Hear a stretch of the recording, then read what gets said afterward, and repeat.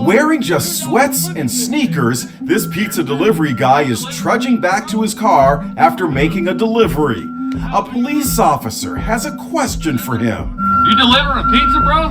20-year-old Connor Stefanoff just walked half a mile to deliver pizza to a hungry customer. Then he had to walk the entire way back because the road was closed. This dude came, I don't even know where he came from. Then the officer pops a big question. Did you get a good tip?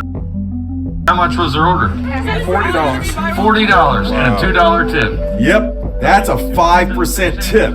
Are you kidding me? Officer Richard Craig is plenty outraged. Cold-blooded. $2. Look at this man. This man walked through hell and high water to deliver a pizza. Do better, folks. Do better, be better. Officer Craig actually offered Connor $15 of his own money. Then he came up with a bold idea.